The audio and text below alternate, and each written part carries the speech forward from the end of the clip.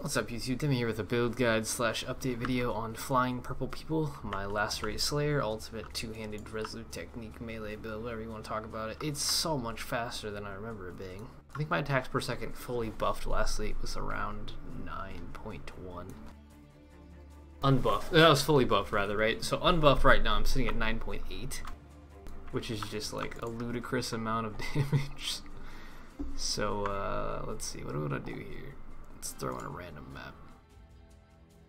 I don't know, shaped something. Shaped Belfry is a good map, I guess. The boss is trash. Let's do that, sure. So, we are level 99. This is like the min-max version of the character. So, this is what your end goal should look like. I haven't actually played this since the changes, so I'm kind of curious to see what it feels like. I also have the wrong flask equipped. Where's my Sins Rebirth? They're not Sins. What am I looking for? Basalt. The fuck, Richard? Sorry. I was running Uber Labs before. Writhing Jars for Uber Lab, since they lowered the health of the worms, it doesn't matter. You just one-shot them and you get a fuckload of leech. So, how much do I actually have? Fully buffed. It's really fast. It's way too fast. This is with the normal setup that I recommended in the forum guide, with faster attacks still. Pretty good. 11.9 attacks per second. That's funny. That's a lot of attack speed.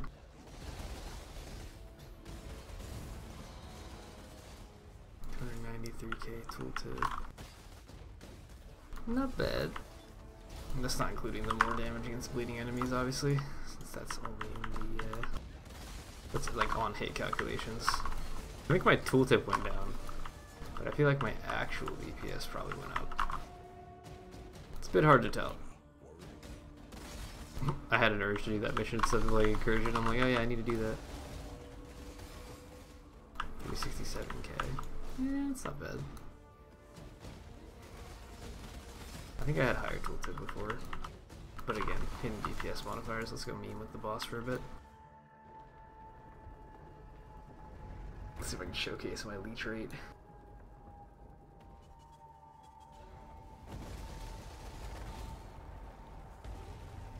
Maybe. He died pretty fast there. This is even with chance to avoid poison, bleed, and blind. Poison, blind, and bleed, rather.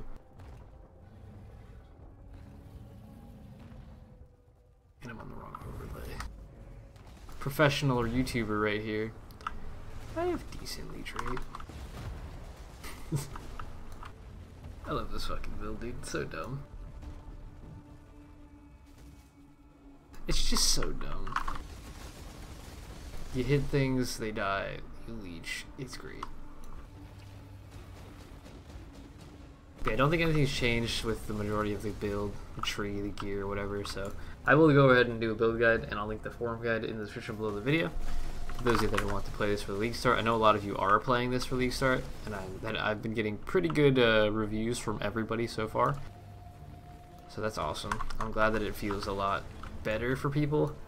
Like, the main issue I was hearing before they buffed Lacerate was that their attack speed felt bad and they were getting stuck in multi-strike animation or whatever. And I was like, well, that should be gone now. And for me, who already had enough attack speed to not worry about it, this is quite ridiculous now.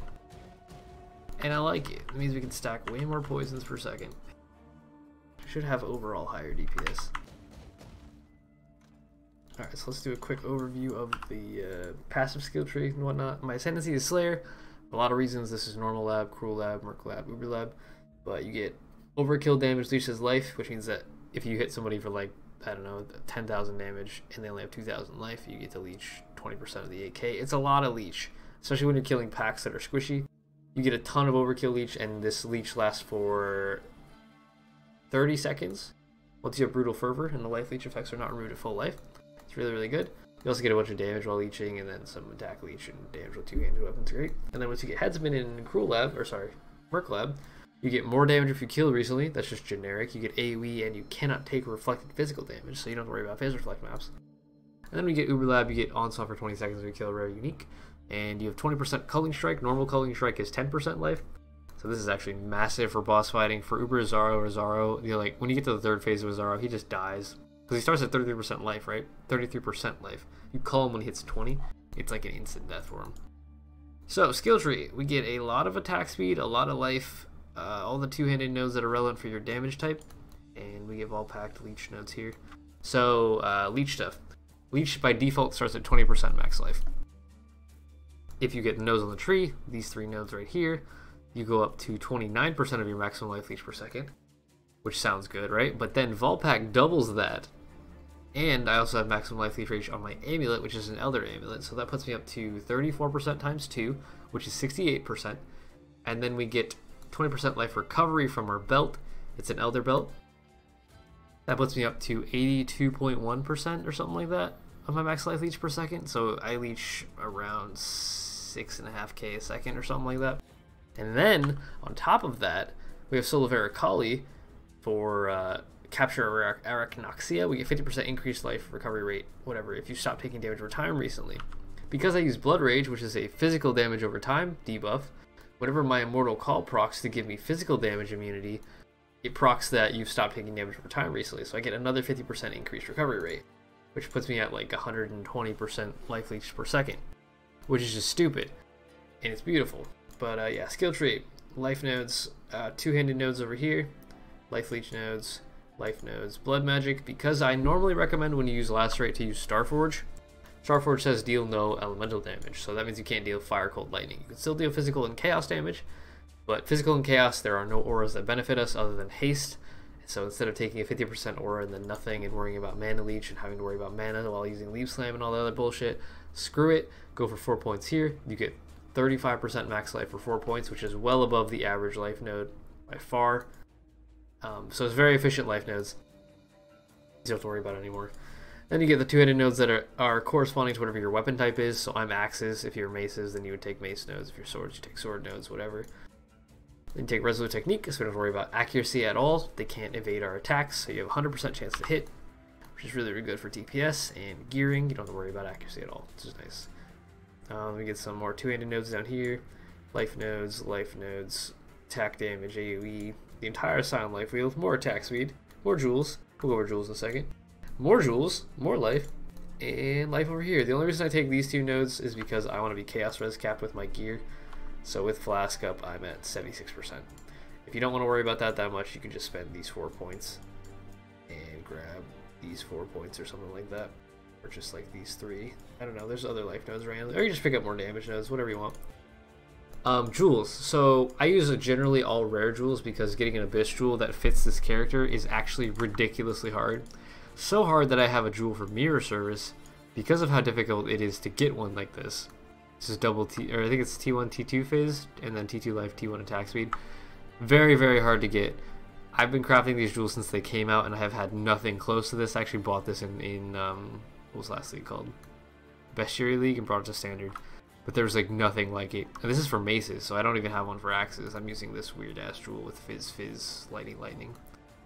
But jewels, I go for rare jewels, rare normal jewels, right? So you're going to want to focus on getting a maximum life roll, always. And then you're going to go for attack speed and then damage.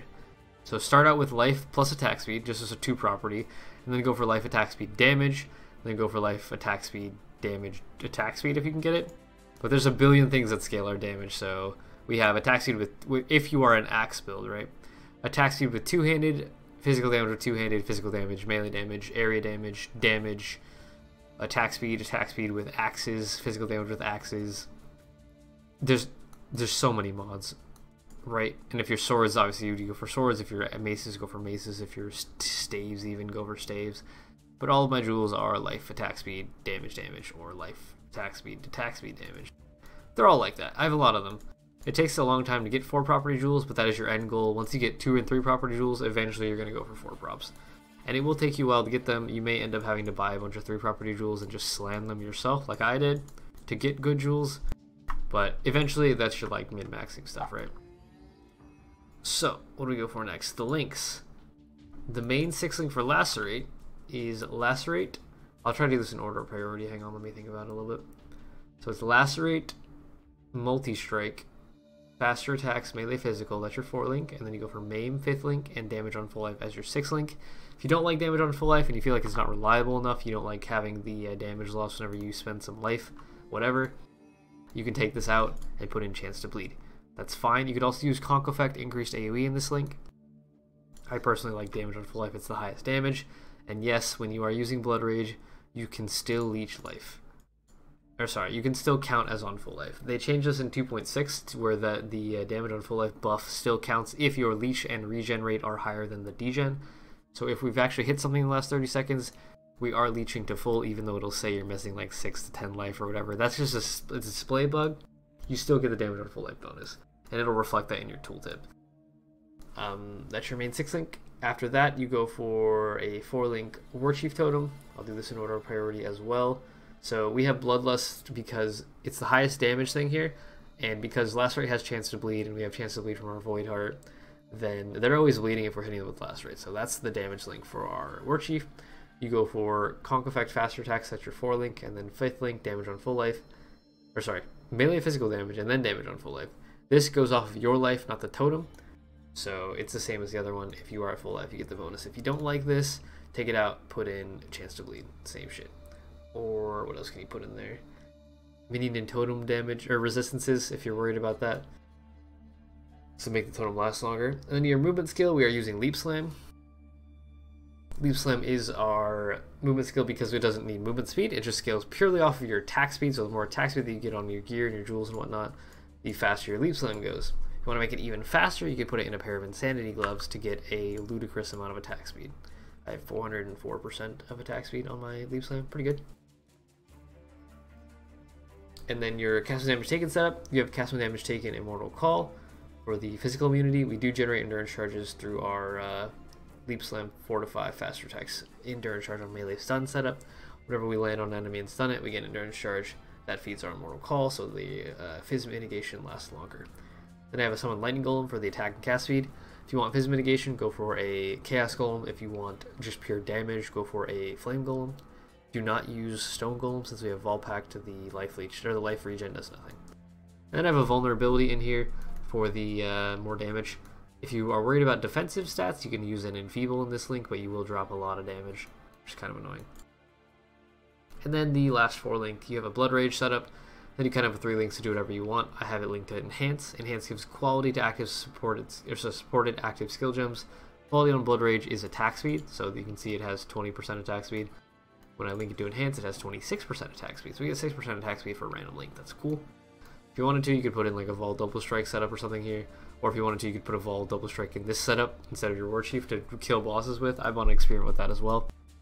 And then we have a faster casting to make our Blood Rage and our Portal cast faster. My Portal has 141% increased cast speed. It's basically instant. It's pretty cool. What else we got? Oh yeah, and then the Abyssal Socket. Go for life damage to attacks, attack speed, whatever, right? So, gear. As for your weapon, we'll start there. If you're using swords, your end goal is a Starforge. Before Starforge, you go for Kondo's Pride or Doomsour. So about 400 PDPS rate maces, and they're like a chaos, whatever. After that, if you keep wanting to go swords, you go Starforge, it's a couple X. If you want to go higher than Starforge, you're going to need like a 750 to 800 PDPS sword, which is going to be mirror tier or higher. In League especially, they're going to be incredibly expensive for anything above Starforge's level of DPS. For axes, you can go for Hesmana's Bloodlust, or I believe it's Count's Primacy for axes, about 400 PDPS again. Then after that, you go for Disfavor. If you want to go higher than Disfavor, you can go for a rare such as this. This is 700 DPS. You can get I think the highest PDPS axe in the game currently is 860. When I finish this axe, it will be 990 PDPS. So, matter of time. I do have 22 Eternals for that, but that's coming later. Once I get 50, I'll do the session. Yeah, if you want to go maces, you go for Murray Urki or Kongor's Undying Rage. After that, you have to go for a rare that's like 600 plus PDPS. When I say PDPS, I mean physical DPS.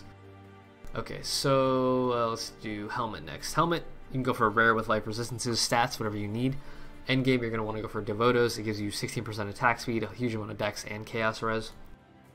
Pretty good. As for Helm and Chance, you go for either Lacerate damage or Lacerate damage against bleeding enemies, the physical damage stuff. I'm not sure which one's better, honestly, the damage against bleeding enemies or the Lacerate damage. I think it depends on how much PDPS your main hand has, because the more flat damage this already has on it, the less valuable the flat becomes from your helmet enchant, right? I'm not 100% sure, check Path of Building with your character in it. As for the amulet, you can start out with a Carnage Heart or something like that, and then endgame you're going to want to go for a life resistance amulet, or life flat physical to attacks, attack speed, whatever. You can get an Elder amulet that has attack speed and maximum life leech per second. That's really, really good. You don't need this roll, but it's incredibly powerful. And the non-chaos chaos damage roll is hugely powerful for DPS as well. This is basically a perfect amulet for the character. It's everything we want except for life, because you can't have a fourth prefix, basically. This is the 3 DPS prefixes and leech. It's great. Rings, endgame you're going to want a steel ring with physical damage to attacks, life resists, and possibly attack speed. Weapon elemental damage does nothing for this character at all. Don't worry about that. It's just a mirror ring that I have. You do not need that roll. And then your other ring, you're going to want a Void Heart. Non-legacy is great. Prioritize your chance to poison on hit because of how fast you hit. That means that's how many poison stacks you get to apply per second. Really, really, really, really good the more poison chance you get. If you don't like Void Heart, you can use a Ming's Heart for a bunch of extra chaos damage, or you can just use another rare ring. If you're struggling with resistances or whatever, go for another rare ring that looks exactly like your other ring. It's fine. Boots. Boots you're going to want as much life and resistances as possible. 2-stone boots are great for the extra resistances. There's not really any enchants that benefit us that much other than the attack speed if you killed recently enchant, but that is never up during bossing, so it's kind of irrelevant. If you want to just map with the character, I can recommend that enchant though. And again, movement speed does nothing for us because we are using Leap Slam. You don't need movement speed for Leap Slam. It doesn't do anything to how fast you move. So don't worry about it. As for the belt, you're going to want a Stygian Vise. As much life as you can get, and resistances if you need them.